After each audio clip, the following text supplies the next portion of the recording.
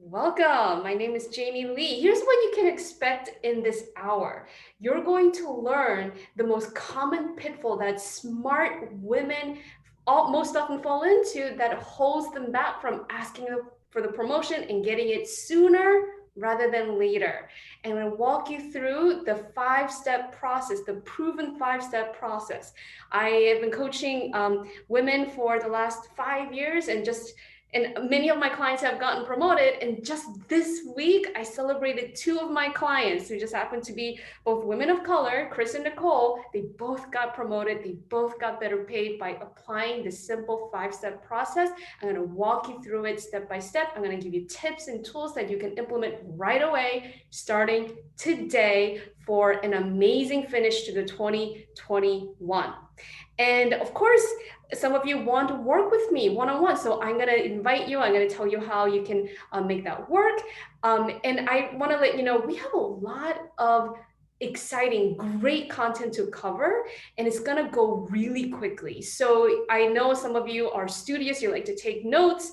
A hack I want to offer right away, you can just take screenshots of what you see on my whiteboard. Okay. So let's get started. Those of you who may not know me well, I help smart women who hate office politics get promoted, get better paid without throwing anyone under the bus. I am an executive coach, and I feel like I have had a lifelong training. Here's why. I am the middle daughter of a very how would I describe her? She is strong. She is resilient. She is resourceful. She is amazing. My mom. My mom immigrated to America 31 years ago with three little girls in tow, and I'm the monkey in the middle. And ever since we immigrated to America, my mom was telling me, she was advising me, she was coaching me, she was training me. Jamie, you gotta speak up. You gotta speak up. You gotta be bold. You gotta ask for what you want. She was telling me, girl, you gotta advocate for yourself. And I'm gonna be honest with you, as an immigrant latchkey kid, my mom worked in nail salon. She still does. And she speaks English a little bit worse than Margaret Cho's mom. And even still, she successfully raised all three of us. She got us all in, through college. And she was telling us, you got to speak up. But when I was a little kid, when I was a little girl growing up in New Jersey as an immigrant latchkey kid, I resisted it. I didn't fully appreciate this rich training my mother was giving me, because I was thinking, hey, I just want to be liked. I just want to get along. I don't want to make waves. I don't want to be known as a bitch, you know? And so it wasn't until I got into the working world. I graduated from Smith College in 2004 and went into the working world. I got a job at a hedge fund. And a year into the job, I found out I was making 50% of the going market range. And my self-confidence was in the pits. And I felt really terrible about this. And that was the moment, even though it was so painful, it changed my life, because I realized my mom was right. I got to speak up. I got to ask for what I want. I got to be bold. I got to learn how to advocate and ask for the promotion, the raise that I want. Otherwise, I don't get it. And that was the pivotal moment that helped me realize, oh, you know what? If I'm struggling with this after my lifelong training, there are other women who are also struggling with this as well. And for that reason, about 10 years ago, I transitioned from working for a hedge fund into startups. And when I got into the community of entrepreneurs, I realized, hey, I have something to offer too. I understand equity. I understand, hey, you got to ask, you got to negotiate. And so that's when I started to organize workshops and teach negotiation skills. But really, it started with, let's just practice. It's simple as asking. We know how to do it because we've been saying no, been saying yes, and we've been asking for what we want ever since we were 2 years old. As soon as we learn how to say yes, no, and ask, we've been negotiating. It's a lifelong life skill, right? And I realized we just need to practice. And that's when I started to organize workshops, and I realized, wow, this really adds value. This is really important. This is going to help people. And then I also realized in the process of giving workshops that people already know how to ask, right? Because I already said, you know how to ask as soon as you're 2 years old, and you know how to say no, how to say yes, ask for the extra cookie, or I don't want to go to bed, right? This is a negotiation. But it's like something happens in how we're socialized and how we internalize the lessons that we've been taught as children, as students, as daughters, that we don't believe it's okay to ask. So, yes, there's tactics and strategies and tools, but then there's also the mindset that you need in order to be able to do the thing you know you need to do. And that is when I realized, okay, self-confidence really comes from inside out, right? Self-confidence really comes from your mindset. And for that reason, 4 years ago, I niched down. I focused on helping my clients, mid-career women, one-on-one, helping them navigate office politics, build self-confidence, build self-advocacy skills with the mindset and the strategy. So that's where I am now. And here's the thing that I have learned throughout this experience of giving workshops all over the world. I went to Africa 2 years ago. I was in Asia and Canada, and I before the pandemic. And all throughout my experience, here's the pattern that I have noticed all around the world. Okay. Thousands of women around the world take too long to ask for the promotion, ask for the money that they want. And instead, what are they doing? They avoid the conversation because in their mind, asking for what they want, this is going to create conflict, and we're uncomfortable with conflict. And so we avoid the conversation. And instead of, you know, asking and being assertive, gracefully assertive for what you want, instead you appease. And this is something that I'm intimately familiar with. I have found this pattern. I've noticed it in myself many times. And I've noticed, oh yeah, when I do that, I feel small. When I feel small, I don't feel great. When I don't feel great, I feel resentful. When I feel resentful, I feel angry. And what happens to that anger? It's not being expressed, it's not being dealt with. And so it grows, right? So there's actually a third A. This is another A that happens, which is attack. And that can look like either blaming other people, or coming home and attacking people who can't fight back. But most often, what I've noticed with people who are like me, people I have coached, is that we attack ourselves. We beat ourselves up. And then we find all these reasons as to why we believe we don't really deserve what we want, or we're not good enough, right? These are all different forms of attacking ourselves. And this becomes like a cycle. You avoid, you appease, then you attack yourself, and then you like avoid, right? And so it becomes like this evil cycle that just kind of exacerbates and creates more exhaustion. And coupled with that, thousands of women around the world who are really smart, who are really competent, overcommit. Overcommit because they're like, oh, I'm not good enough, or I haven't done enough. And when they overcommit, they over deliver, because these women also pride themselves in getting it done, and getting it done really well. And maybe this will resonate with you, but I have noticed for me, and so for so many of my clients, the commonality is that we just set a much higher standard of excellence, higher standard for ourselves than we would do for our friends, than we would do for other people that we work with.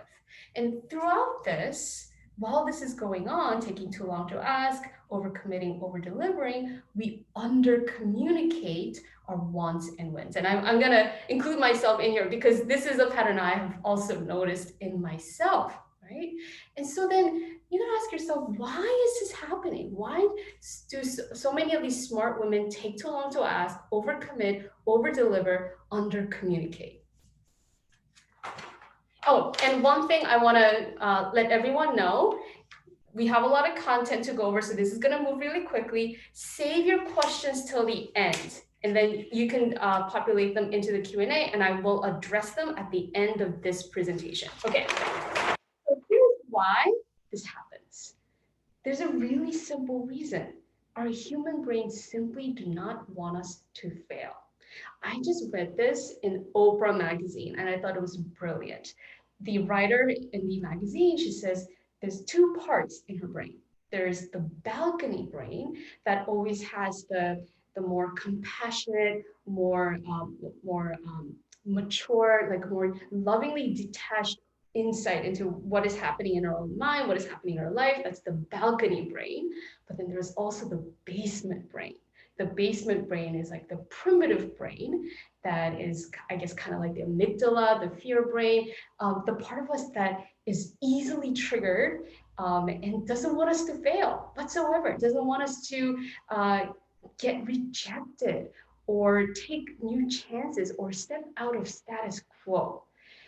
And for this reason, because the brain doesn't want us to fail, and I guess what I want to add here is that there is a really good reason why this happens. So socialization, right? We have been taught from a very young age, from all of our education, that failure is bad. We should avoid it. We should go for the A, not anything less than an A, right? And also there's socialization and then there's evolution because, you know, this part of the brain, the basement brain or the primitive brain, didn't really fully evolve from when we used to live naked in caves, and stepping out of the cave meant certain death. And so psychologists have found that in research, when our human brains anticipate rejection or the possibility of failure, it feels more painful than actual physical pain, right? And for that reason, you can encounter these three syndromes. Comfort fallacy. And this happens specifically when it pertains to asking for the promotion that you want. So many of my clients come to me telling me I should feel comfortable. I should figure out a way so that it doesn't feel awkward when I go make that ask. We somehow believe that it should be comfortable, but let's face it. Let's acknowledge it. It's not. This is a fallacy. This is a lie, right? I tell all of my clients, if it feels awkward advocating for yourself, that's how you know you're doing it right. If it feels awkward, you're doing it right. It's not comfortable, right? We shouldn't expect something that we haven't done, something that we haven't trained how to do, something that our brain tells us is going to be like, social rejection and possible death. Of course, it's not going to feel comfortable. And for that reason, we shouldn't aim for comfort. We should aim for courage. Courage to do it anyways, even when it feels awkward. Another way this shows up is the perfectionist fantasy. So many of my clients struggle with this, right? That I should do it perfectly. I should have met all of the deadlines, even though there were hiccups, even though there were factors I couldn't control. I should have done it perfectly, right on time, made everyone happy, or better yet, I should have done it better, even better than what was expected. I should have exceeded expectations. Because anything less means that I'm not perfect. And if I'm not perfect, then maybe I don't deserve it. So perfectionist fantasy is pretty poison. Another way perfectionist fantasy shows up is this thought that feels so rational, logical, and pretty, but is actually rather poisonous. It's the thought that I need to prove myself. Right? Like I need to prove myself with more work, more effort, more achievements, right? This is just another variation of the perfectionist fantasy. Another way this appears is the tiara syndrome. This is something that I definitely encountered early in my career.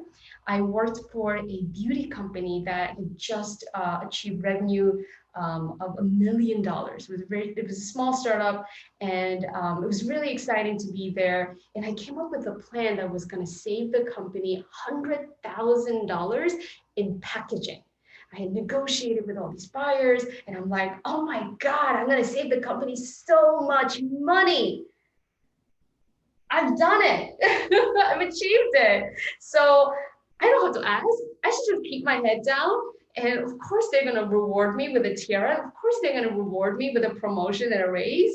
I'm going to save them so much money. It's obvious that I deserve it. I shouldn't have to go out and ask for it, right?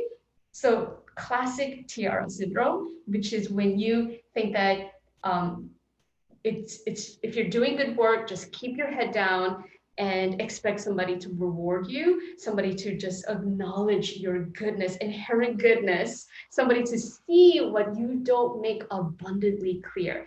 And you probably know, I don't have to say it, I didn't get promoted, I didn't get a raise because I didn't ask.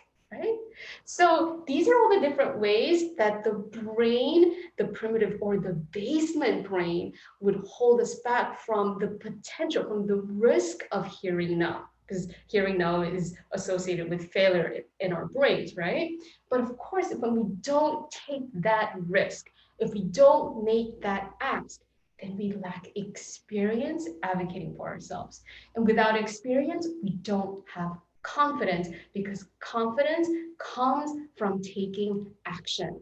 And when we don't have the confidence, the whole situation can feel out of your control. It certainly did for me when I was in the grips of tiara syndrome, perfectionist fantasy, comfort fallacy, right? It felt like I can't do anything.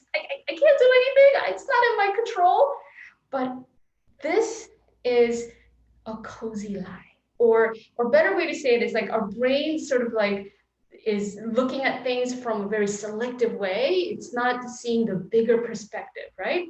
And I'm here to tell you the truth. You deserve nothing less but the truth.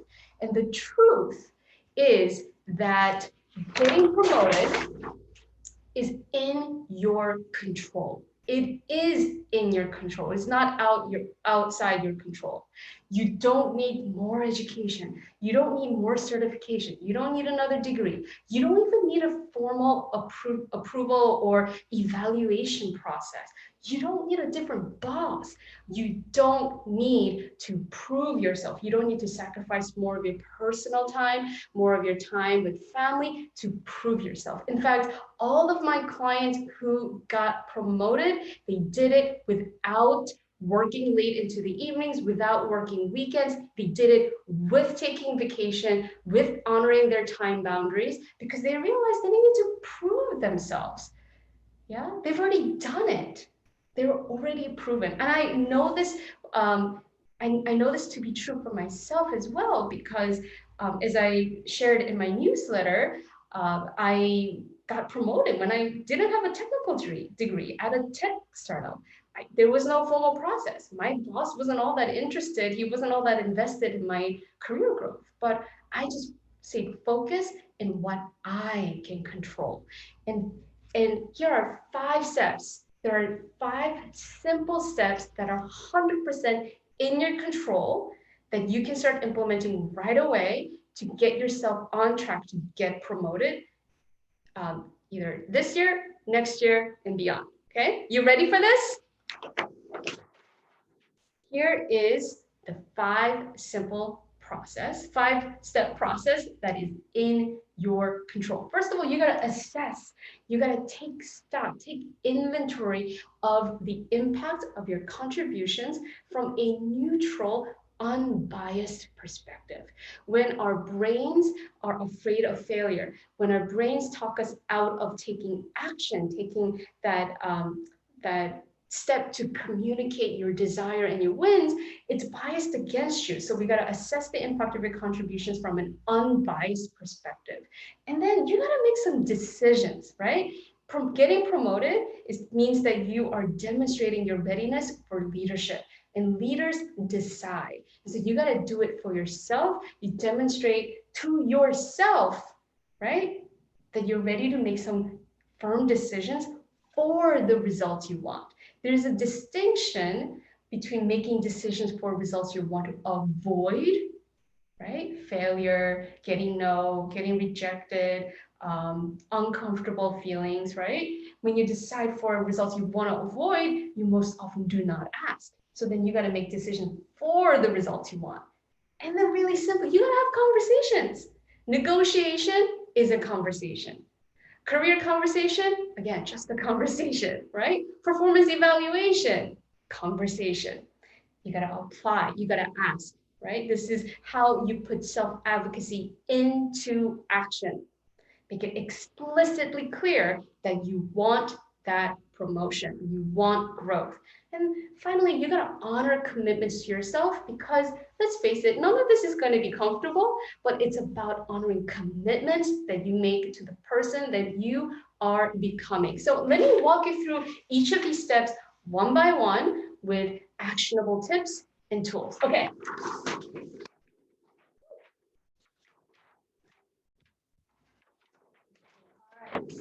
So assessing the impact of your contributions. So many of us, especially smart, accomplished women, we love making contribution. We love getting things done, right? And we over-index on immediate impact. It got done. Immediacy, right? There's that dopamine hit of got it done, right? So then we often overlook the beyond impact because you make these contributions, what is the beyond benefit? Beyond just the immediacy of getting it done, how does it benefit your team, your client, your stakeholders, your CEO, your investors? Yeah. So, and you want to think about this from a neutral perspective so that you can validate yourself. You can validate the impact that you're making. In other words, value that you are bringing, right? Instead of waiting for other people to validate you and never feeling like you're quite getting that validation. And so you never quite feel you're ready for it. And we're going to turn that on its head and you're going to validate yourself because this is really important because unless you learn and acquire the skill of taking in credit, receiving it from yourself. Yeah, I did a great job. This is valuable. This is good work. How will you able to claim credit with others? Which is the critical skill that you will need when you go to ask for that promotion, when you tell your boss or your supervisor that, hey, this is the contribution I have brought. I am confident about the value of my contributions. And I'm also confident that I'm going to be able to bring more value to this organization in a bigger capacity when I'm promoted to VP, right? So let me give you a concrete example. I'm just gonna grab a sip of coconut water. One of my clients is a mechanical engineer. She works for a biotech company and she is all about making contributions, helping the company, helping her engineering team come up with simple, doable solutions that are cost efficient. So she has this like MacGyver-like ability to like think about a engineering technical problem and say, oh, actually, a really cheap and effective way to resolve this issue will be to buy these parts from Amazon and plug it in, right? So immediate impact, problem solved.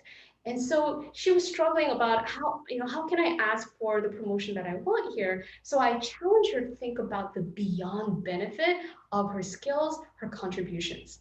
What becomes possible because of her MacGyver-like solutions? Well, she thought, well, one thing obviously is that we were able to meet project milestone deadlines. Okay, great. So then what else becomes possible because project milestone deadlines were met? Oh, well, now the CEO can go back to the investors and say, hey, we're able to meet those milestones. We honored our commitment to you, our investors, that we'll get it done by X date. We are a reliable, we are a credible company who gets things done on time.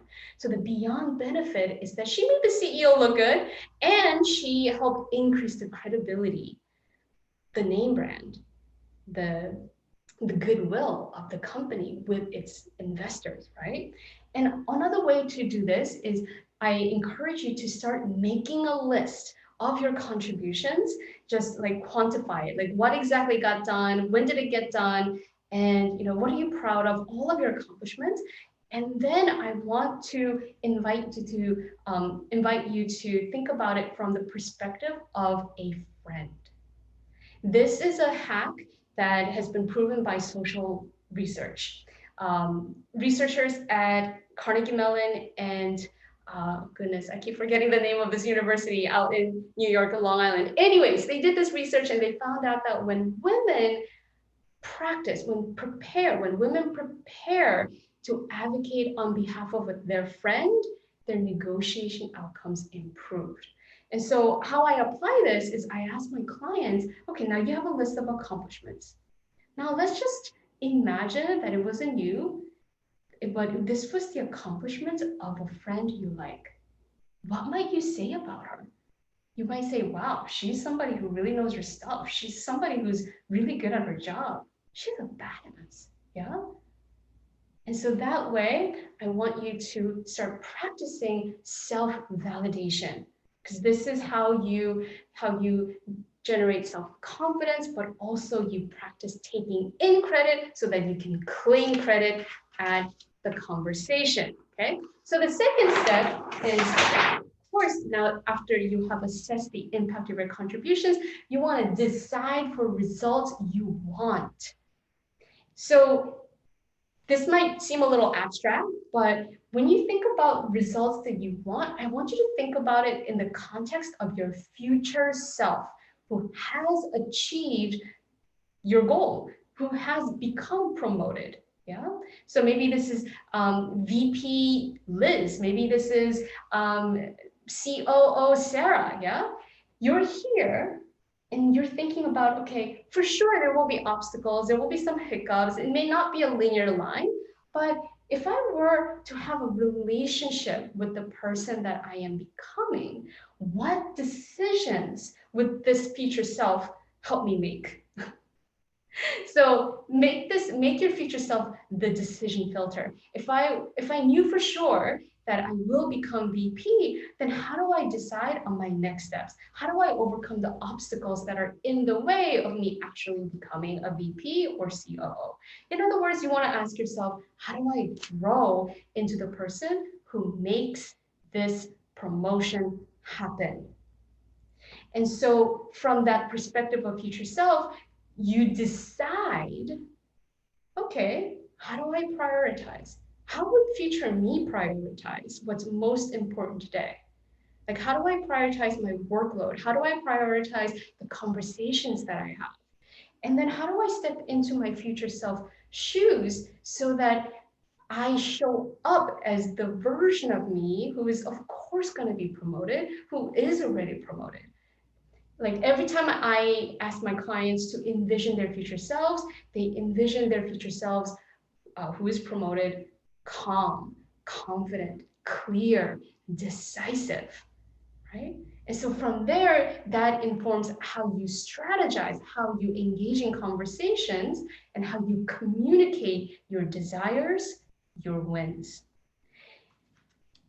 And this is a really fun exercise that I walk all of my clients through. I help them generate goals for 3 years out, some impossible goals for the future. And then we have fun coming up with strategies to overcome any anticipated obstacles. And at the end of it, they realize, actually, this goal, me becoming my future self, is a lot closer than I think. What felt impossible actually feels more possible now. Yeah, this is available to you as well. And this is a great way to start generating self-confidence for the conversations that you will have. So here's the most important thing. I want you to think about how can I engage in informal conversations and express what I want, express my wins way before the performance evaluations. Think about 6 to 12 months ahead of the promotion. You want to engage before the eval, before the formal conversation, before you're ready. Remember, our brains are going to tell us, no, you got to prove yourself. You're not ready, right? That's the basement brain. But then I want you to tap into the balcony brain. You know what? That might be fear holding me back and wanting me to stay in status quo.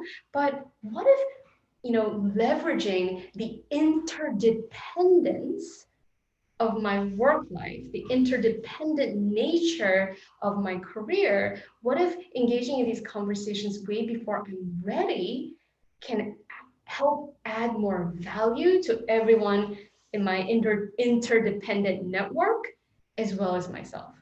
Because getting on their radar helps them.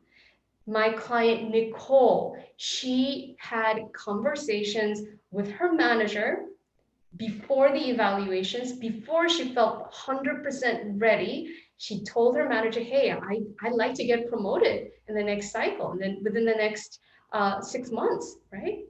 And, and because she had that awkward but brave conversation, her manager actually thanked her. Her manager said, I really appreciate you advocating for yourself like this. It really helped me make a better decision. It helped me advocate for you on behalf of my superiors. And also imagine how this will benefit the mentors that you help, right? Getting on their radar helps senior people, and getting on their radar also helps people who are looking to you to follow in your footsteps. And you don't have to overthink this, overthink having conversations. And of course, in my coaching practice, what we do is we strategize, we come up with like specific phrasing and like what would we say to pushback, potential pushback, what do we say to yes, no, maybe, like we strategize and we get into the nitty-gritty detail. But for now, I just want you to think about like, what if I can just start having conversations, getting curious about what people who manage me or people who are above the hierarchy, like what are their thoughts and what are their struggles and how I can add more value. What if I can just tell them that I'm invested in growth at this organization and I'm interested in growing? What if it can be as simple as that? Or better yet, have conversations and just confidently say your title. Confidently say your job title, confidently say your role, what you do to as many people as possible, right? In this interdependent network, right? And practice saying it as if you already have the next title. It's a great hack, great way to get on the radar of as many people as possible, be known for what you already do, and be known for the calm confidence, the gravitas, the executive presence that you already bring. Because when you do that, people will start thinking, oh yeah, she's ready. She's somebody I can definitely see in that senior role, yeah? Okay, so have conversations before the eval, before you're ready, because getting on the radar helps them. Self-advocacy is an act of service, okay?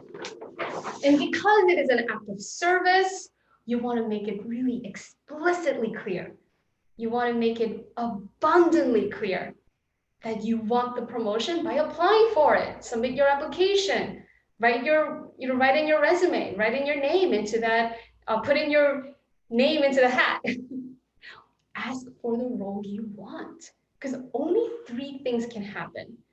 You either get a yes, I'm so glad you asked. We were thinking about you, but we hadn't heard that you wanted it. So of course, unless we hear that you want it, we can't really give this promotion away. So I'm grateful you asked, because yeah, we think you'd be great for it too. This happens. Or they say no, not this time. Or they give you some thoughts, some feedback. Okay, only 3 things can happen. That's it. That's it. And here are things you can do when you hear no or when they have thoughts, right? Just remember that listening to their thoughts, listening to their reasons why no is not the same as conceding your ask. It's not saying, oh, you're right, I don't deserve it. It's not conceding your desire, okay?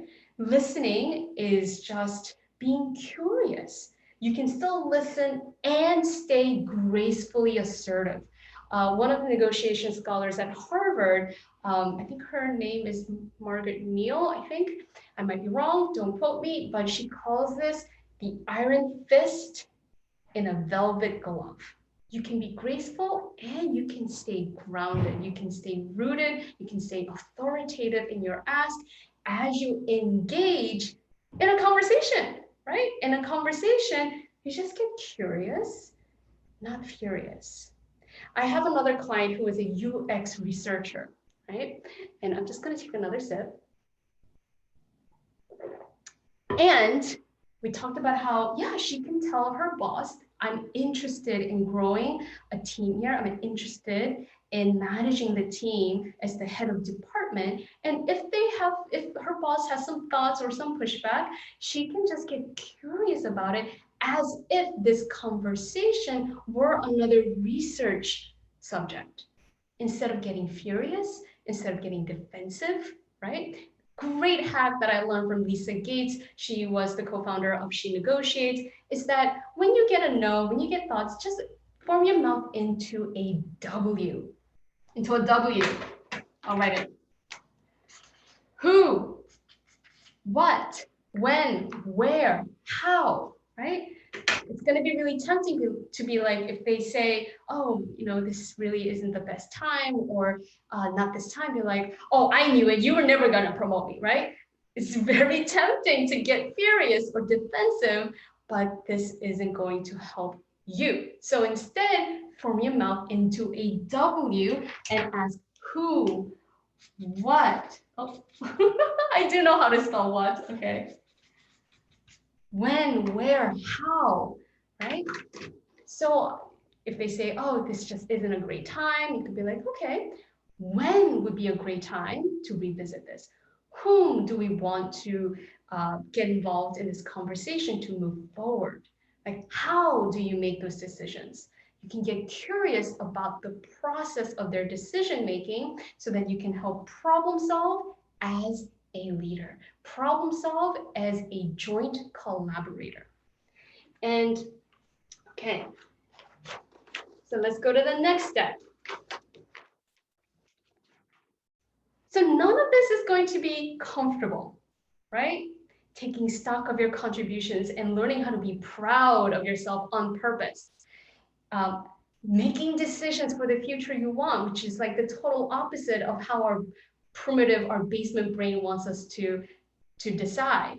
And having conversations, even before you're ready, asking and staying grounded, staying curious, staying rooted in, hey, this is a problem we can solve together, right? So you need to honor commitments to yourself throughout this process. When I think about commitments, I think about marriage, right? That's a major life commitment.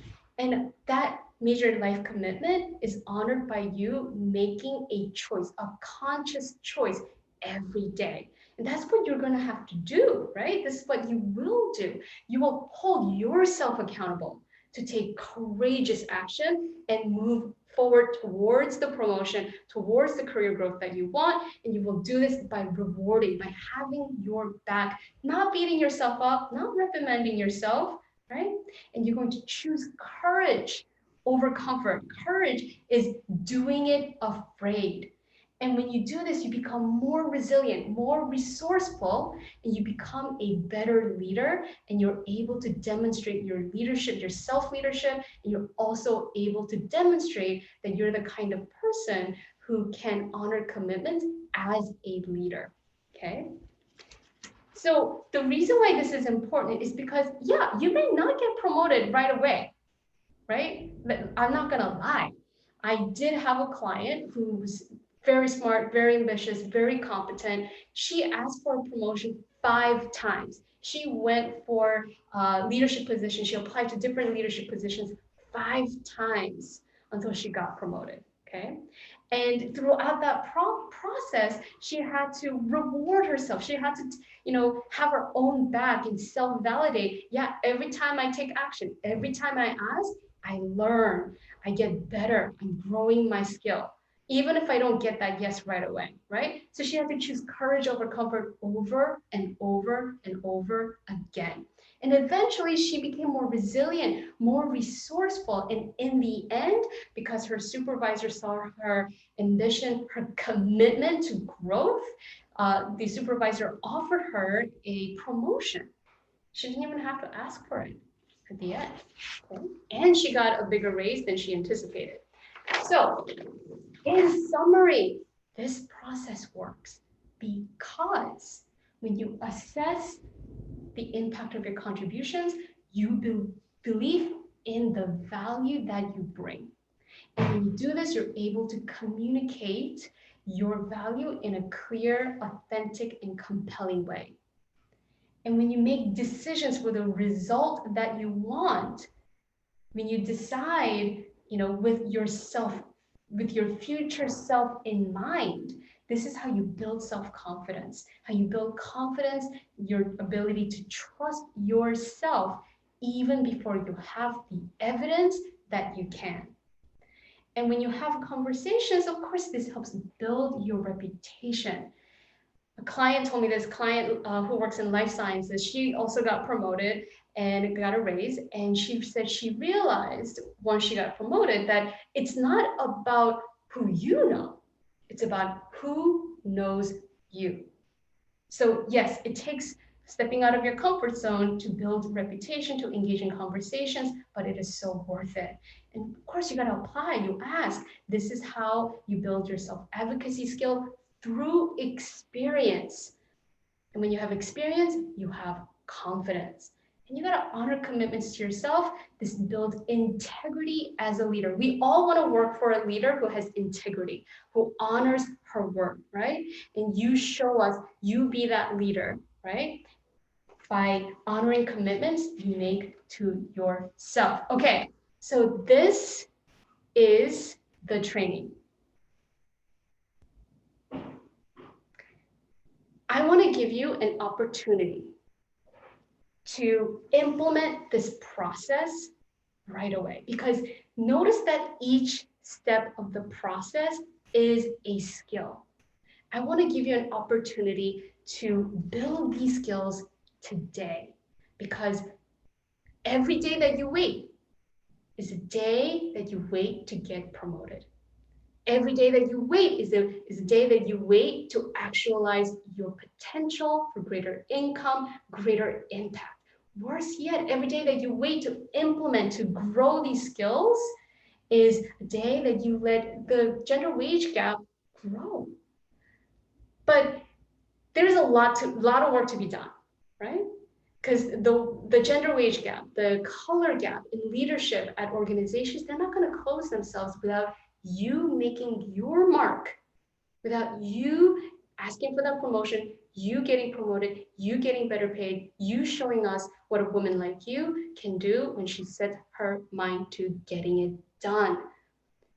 Even though there is a lot of progress to be made in the world, there's also never been a better time to be a working woman. There's never been a better time to be a woman of color. I mean, a woman like me, an immigrant, Asian woman, having a career, helping other executive women grow their careers, like this would have been impossible 60 years ago. Less than a century ago, it would have been impossible. And yet here we are now, 2021. The pandemic is almost behind us and we're all going back into the offices. The time is now for you to start building these skills. Because every day that you build these skills is the day that you help actualize your potential. Starting on these skill sets today is the single most important thing you can do for your career. Because when you do, of course, you benefit, you get promoted, right? You will grow your impact, you will grow your income, but it doesn't stop with you. Self-advocacy is an act of service because it does benefit your family, it does benefit your children. Even if you have a pet snake or a pet rabbit and they're your family, they benefit when you get to buy them better feed, right? You get to benefit your legacy that you leave behind. You get to benefit the folks who are looking to you for how to follow in your footsteps, right? Maybe there are other women, women in tech, women of color, who are looking to you for an example. And your organization absolutely benefits when you start building these skill sets today. You benefit the community, you benefit the world. And for that reason, starting on these skill sets today is the most important thing you can do for your career. And I am going to tell you about my coaching program. I'm going to tell you about how you can guarantee these results and how you can make these results a reality much faster than otherwise, okay? So I offer a 6-month one-on-one coaching program that is designed for weekly accountability. And what we do in each session is we come up with customized, simple, doable, actionable solutions to your specific situation. And so in this coaching program, you get to stay on track all the way to tangible results. This is the reason why I have created my program to be 6 months, because clients who are committed create results for themselves within 6 months on average. But I set them up for success. I want to set everyone up for success. I want to set you up for success. And for that reason, it is 6 months. And in this 6-month container, you also gain perspective, a neutral third-party perspective from me, somebody who is a negotiation and leadership expert for smart women. This space, this container is 100% confidential. It is a safe space that is solely designed for your professional and personal growth. And is really ideal for women who are mid-career, maybe 10 years and up into their careers, directors, and you want to become a senior director, VP, executive VP, COO, CXO, CTO. Okay. And before you make a commitment, before you make a decision, I want to offer you a one-on-one consultation. You and I can get on a one-on-one consultation, one-on-one 60-minute Zoom conversation, and you can book your consult today by going to this link. And the reason why I offer this is because remember that the coaching container is a bespoke container, is a custom container designed for your specific situation so that you can achieve your specific desired outcomes. So think about it this way. The 5-step process that I just shared with you, it's like an outfit that you can buy off the shelf. I used to study Japanese. I studied East Asian studies. I studied Japanese. I'm Korean, but I studied Japanese. And I learned that the kimono is just like this big square robe, okay? A beautiful kimono, right? For both women and men. And then there are ways, like there are all these intricate ways they fit the kimono on the person to make it custom fit. So it's like it fits her dimensions exactly. So this is the reason why I offer a consultation. Like you can think about the 5-step process, which you can implement, the tips and tools I shared with you, you can implement today. But if you want to make those results happen faster and more reliably, more consistently, then you come and book this consultation with me, and then we custom fit that outfit. We custom fit the process to your specific situation. So here's what you can expect. You will be guided through an intake, kind of like when you go to a doctor's office. I'm going to ask you some open questions about your specific situation. And then we're going to have a quick conversations about why you have the results you have in your career now. And then we're going to talk about how you can create your desired results, growth in your career, being more calm, being more confident, having more and a better work-life balance, right? Making more money. We're going to talk about how we can create those results by custom fitting the process that I just shared with you. Okay, so here's what you do. You go to calendly.com/JamieLee/consult.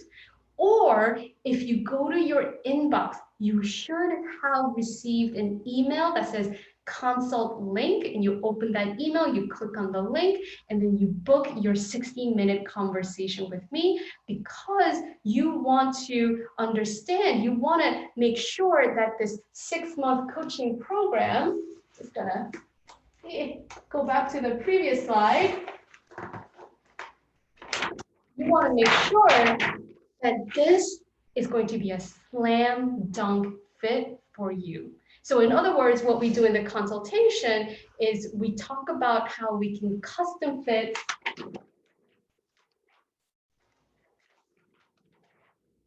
this process to your specific situation. So we come up with a high level overall strategy that we will implement in the 6-month coaching container, okay?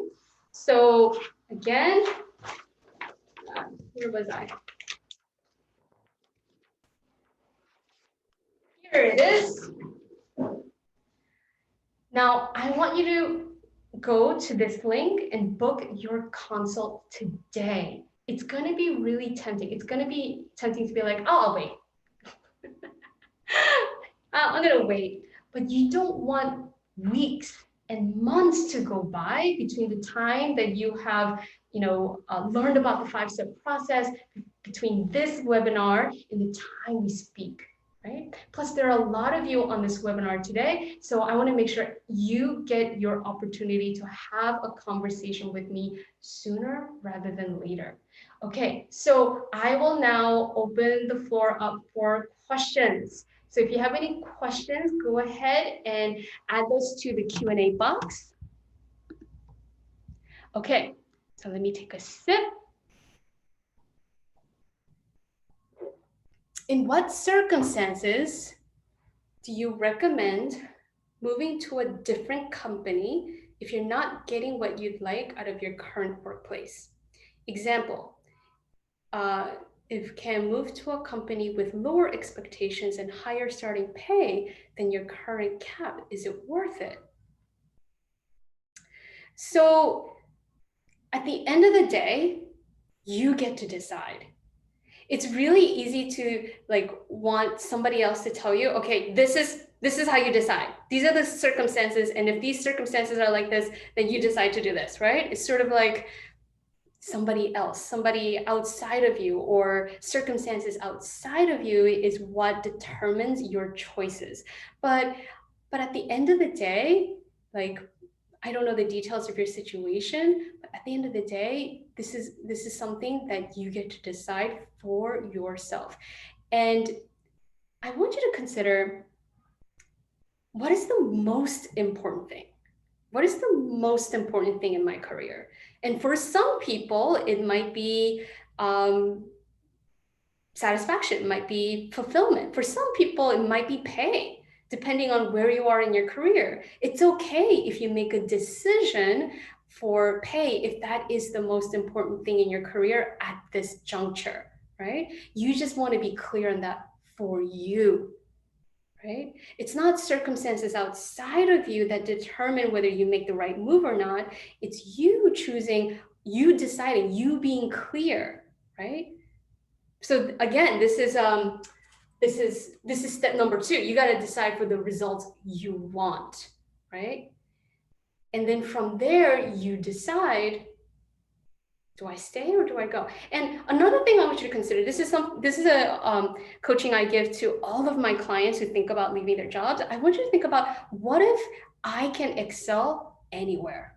What if my success is not defined or limited by whether I stay at this company or move to another job? I can, if I have created success where I am, I can do it anywhere I go, because it was me who created that, right? And so then if that is true, then how do you decide? Okay. And yeah, I'll leave it at that. Okay. Daisha asks, so Daisha, I don't recommend this coaching program for people who are just starting in their careers. I don't. Yeah. If you just graduated college, probably not the best coaching container for you. There are lots of other opportunities, lots of other career coaches who specialize in people who are just getting started. I just happen to focus and specialize in people, women who are mid-career and they are wanting to go all the way to the top. I have a vision board, and on my vision board, it says the divine feminine in the C-suite and boardroom. I want to help people who want to go to all the way to the top. And I have found that for me, my sweet spot is working with mid-career women. Thank you for asking. Okay.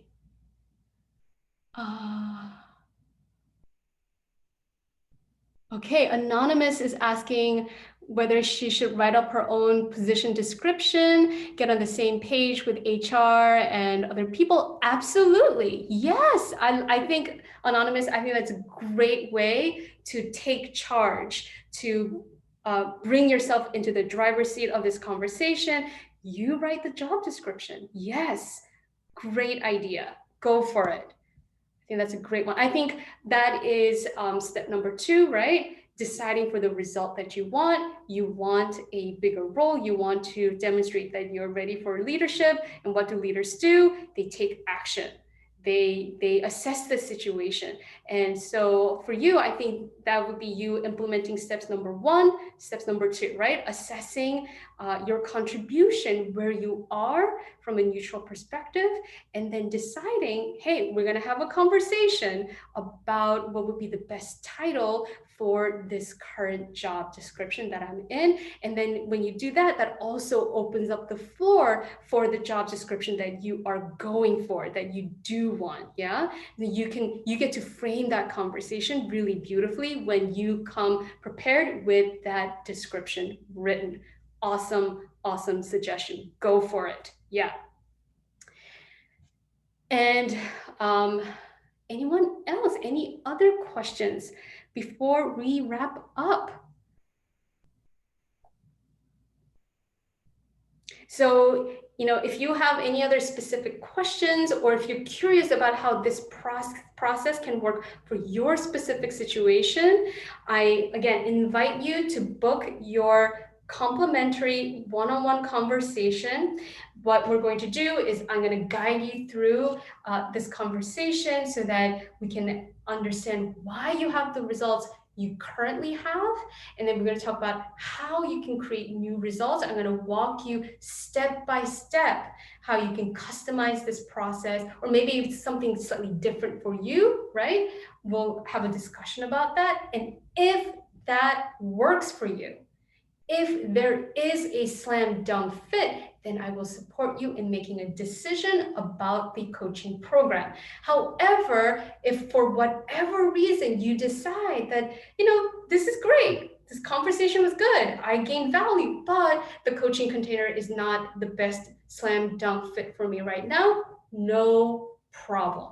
Okay, so this is an offer to have a one-on-one conversation with me to see how the coaching container can serve you, and you get to decide. You get to decide whether it works for you or not. All right. I think we have one more question. Aaliyah, I so appreciate you. I'm so glad you found this to be great. I want to thank you for your full attention.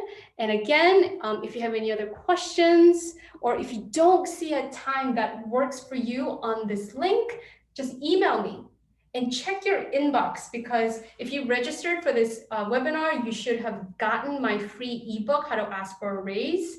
And if not, you can just go to my website and download it for free. Okay? Excellent. All right. I wish all of you an amazing second half to 2021. I will see you all soon. Bye.